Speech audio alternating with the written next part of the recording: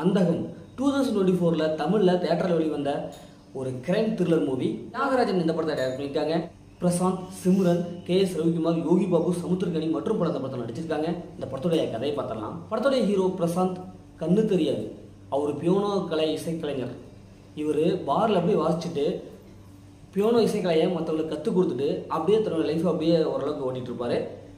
கார்த்தியோடைய friendship கிடைக்கும். அவங்க வீட்டுக்கு போவாங்க.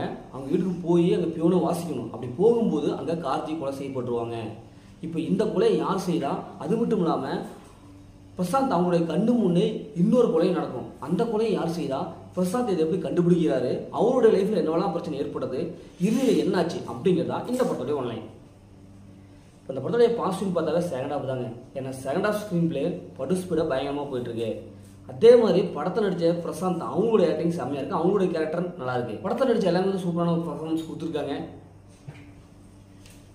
அது செகண்ட் ஹாஃப்லாம் பிரசாந்த் திடீர்னு ஒரு கட்டத்தில் கண்ணு தெரியும், ஆனால் தெரிஞ்சும் தெரியாத மாதிரி ஆக்ட் பண்ணுவார். அந்த சீன்ஸ் நல்லா அவங்க கண்ணு முன்னே கார்த்தி அவங்களாம் கொலை செஞ்சிருவாங்க. இதில் வில்லையா சிம்ரன் அவங்க நடிச்சிருக்காங்க.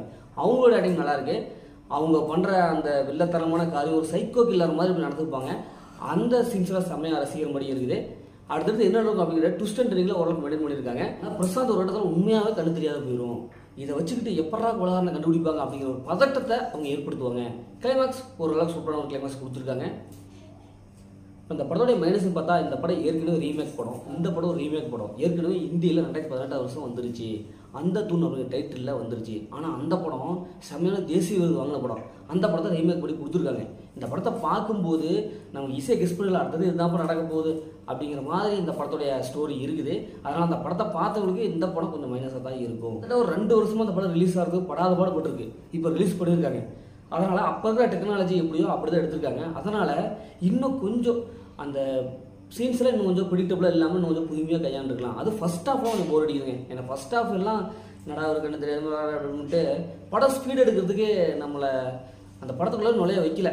அதை கொஞ்சம் இன்னும் கொஞ்சம் மாற்றி அமைச்சு கொஞ்சம் ஸ்க்ரீன் பிளேயில் கொஞ்சம் ஸ்பீடாக கொடுத்துருக்கலாம்.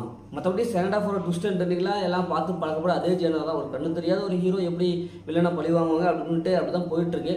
அதனால் ஓரளவுக்கு சீன்ஸ்லாம் இன்னும் கொஞ்சம் பெஸ்ட்டாக பண்ணியிருக்கலாம். இந்த படத்தை ஃபேமிலியோட பார்க்கலாம், கண்டிப்பாக ஃபேமிலியோட பார்க்கலாம். படத்தில் அந்த மாதிரி சீன்ஸ் எதுவுமே இல்லை. மொத்தத்தில் அந்த படம் சூப்பராக சுமாராக இந்த படம் ஒன் டைம் வச்சு அப்படின்னு நான் சொல்கிறேன். ஓகே, இதே மாதிரி அடுத்த ஒரு புதிய மூவி ரிவ்யூ சந்திப்போம். உங்களுடன் உங்கள் கல்வி பாருங்கள்.